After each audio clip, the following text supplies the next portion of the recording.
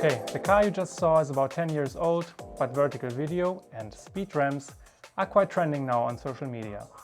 Not so much on long-form YouTube videos, but I decided to shoot this in vertical anyway, so make sure to watch this on your phone. I was really excited about the news that the new DJI Mavic Mini 3 Pro would have a vertical mode. And I told my wife, here's my prediction. The next RS gimbal will have that vertical mode too. Well, not only did my wife not care about that, so did DJI. The RS3 has no updated portrait mode or anything in that direction. We still have to stick with L brackets and such, or use the portrait mode, which requires you to hold the gimbal like a flashlight, which is really inconvenient, at least if you don't use the additional handles. It made me really curious. The Ronin gimbal and the gimbal in the Mavic drones offer 3 axes of freedom of camera movement. So why can't the software in the gimbals just rotate the camera by 90 degrees to shoot vertical video? The answer is gimbal lock. It has nothing to do with the gimbal lock feature for disabling any camera follow. Gimbal lock is a term from mechanical science. If you happen to have an engineering, a physical, mathematical or similar background, you might have heard about it already. I can easily demonstrate it here. In the regular setup, we have the tilt axis, roll axis and pan axis. Now, if I use the roll axis to get into a vertical camera position, we suddenly have no way to move the camera up and down anymore. So the system lost 1 degree of freedom. Obviously, we still have 3 motors, but 2 of them move the camera on more or less the same axis, which is pointless. This situation is called gimbal lock, and all gimbals and similar constructions like gyro compasses have that problem. And in case of the Ronin, it's even a bit more complicated, because the roll axis and pan axis are not in a right angle to each other. This is normally great because it lets us see the back of the camera better. Otherwise, this motor here would be in the way. So what could DJI do here to help us when we want to shoot vertically? There is a solution. They did it in the Mavic Mini 3 Pro. They switched around the motors for roll and tilt. We can actually fake it here by mounting the camera sideways.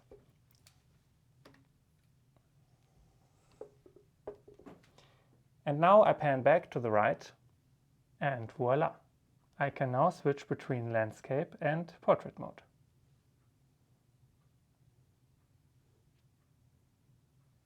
The trick here is that the roll axis moves the camera directly and will not lead the gimbal into that gimbal lock situation. There still is a gimbal lock situation where the camera is facing upwards, so that flashlight mode would not work anymore as a drawback. And another disadvantage is that the motor is in the way now when looking at the camera's back. So there would definitely be an external screen required or a flap-out screen in the Ronin like the Weebill gimbal has. To summarize, the current Ronin RS gimbals can't just rotate the camera to film vertically. A fundamental design change would be required to allow for this. Maybe DJI is already working on this and for that reason kept the RS3 upgrade more subtle, who knows. I think it's clear that vertical content is very high in demand. Think of Instagram Reels and YouTube Shorts. On the other hand, I could not find very much content about how to actually shoot vertical videos, which made me think that many people probably just crop the footage on the sides. But that has 2 disadvantages. The first one is resolution. In order to create a full HD vertical video, you have to record in at least 4K. That's fine if your camera supports it, but you have to deal with those much bigger file sizes when editing, and your image is not as sharp and will probably have more noise compared to when the full sensor was used, and not only roughly a third of it. And if you want to deliver in 4K, even a 6K horizontal recording would not be enough. And the second disadvantage of shooting horizontally and then cropping is that your image gets zoomed in, which is why you might need even wider lenses for wide shots. And it also reduces the amount of bokeh you get. It's a similar thing like with full frame versus Super 35 or APS-C. And if you bought a full frame camera for wider angles and more bokeh, you might not want to lose that for your vertical films. So it's better to record vertically. I was really happy to see that the Canon R5C has an option to rotate the overlay menu in the camera so that you don't have to tilt your head. But all the other menus stay the normal way, so Canon is only scratching the surface here, which is a bit disappointing, but let's not complain. I recommend putting that setting either on a customizable button or like I did, into a custom menu so that it can be changed quickly. Shooting vertical with the R5C is a great reason to get the battery grip, which you might have been thinking about anyway to increase shooting time. It offers a much better grip in the vertical orientation and has its own joystick, wheels and buttons, which can be reached comfortably. However, not all buttons are replicated here. The assignable buttons 7, 8, 9 and 10 are missing, and that's because the battery grip is actually the one for the R5, which does not have those buttons. There's also the file transmitter handle with a similar form factor, which is required for any Wi-Fi features in video mode. I personally don't have any of those grips because I'm using a V-mount battery. You can watch my detailed R5C rig video here.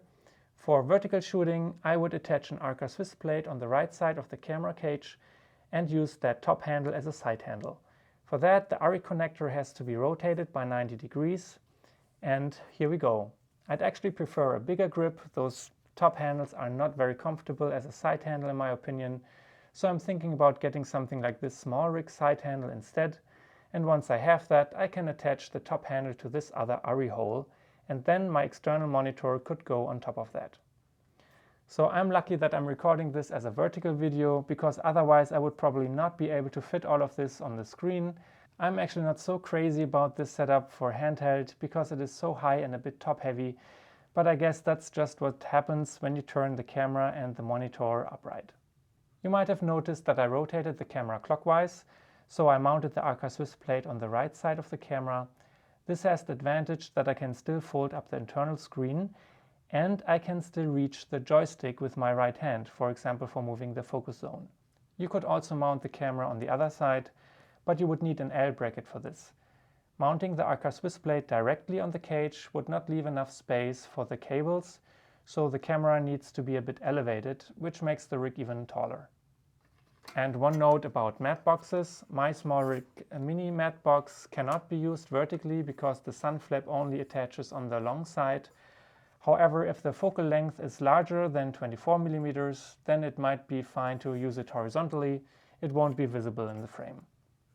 Let me know in the comments if you have found a better way to shoot vertical videos. What I like a lot better than this setup is shooting on a gimbal. My first attempt for this was to just put the camera with that Arca Swiss plate on the side on the gimbal. But after using it for a time, I realized that having the camera rotated clockwise makes it hard to reach the camera's buttons with my left hand while I'm holding the gimbal with my right hand. That might be different if you are left-handed, but for me, having the camera rotated to the left is a lot more convenient. It also keeps the center of weight a bit lower because the hand grip of the camera is relatively lightweight. If we compare both mounting options side by side, you can see that the Ronin's camera arm sits a bit lower in the left image, which gives you a bit less freedom to the bottom, which might be needed if you want to add a microphone or a heavier lens. However, there's one downside here. I mounted the Arca Swiss plate directly on the cage, like I showed before, so there's not enough space for attaching a microphone, power bank, monitor or Raven Eye, so you would need an L bracket here as well to move up the camera a bit. But then the center of weight is higher as well, and then you might have trouble balancing the gimbal with a microphone or a larger lens. I'm not a big fan of those L brackets, to be honest, so I got the DJI vertical mount that is compatible with Ronin RS2 and RS3, because that is DJI's proposed solution for vertical shooting. It replaces the original camera arm and is quite a bit smaller actually. We can slide in the plate and then mount the camera. And this leaves all the space under the camera free for connectors and cables. And with this I was even able to balance the gimbal with my Rode video mic NDG. However, you lose the ability to mount the Raven Eye to the gimbal like before. I usually slide it into the cold shoe of the camera cage instead. This is the SmallRig cage for the R5 and R5C, by the way, and I align the antennas to the camera so that they are not in the way. The HDMI cable is a bit stiff and you really have to fold it like this to make sure that it will not come against that wing nut. Don't forget to activate portrait follow, especially if you want to use active track. I haven't used Raven Eye very much before, to be honest, but for vertical shooting it is a crucial tool for me now. And the reason is that the biggest issue with vertical shooting for me is viewing the camera image. Canon cameras have these great flip screens that are indispensable for low and high angle shots as well as selfie shots. But when shooting vertically, this doesn't really work too well, and it's even risky because the screen can interfere with the gimbal arm and be damaged. So in those cases, I then rather look at the little screen on the gimbal. You cannot really judge the image with that, but at least check the framing. Or you can attach the phone, which is I think the lightest field monitor you can get. I'd actually rather use my real field monitor for those situations, but then I would probably end up using my dual handle rig, which is a lot bigger and a totally different story than just using this. For my V-mount battery, I either mount the SmallRig Mini V-Lock plate on the cage and the Raven Eye on the camera's hot shoe, or I carry the battery on me using the SmallRig battery plate with belt clip and a long D-tab extension cable. Another option would be the ZITAY dummy battery, which can power the R5C from the gimbal's battery.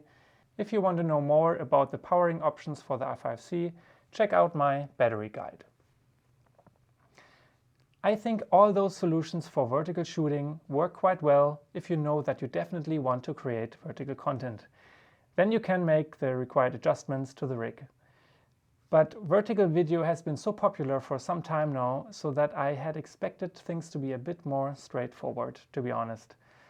As I said, I think the next Ronin should have a real vertical mode that you can switch to without any other modifications like additional hand grips.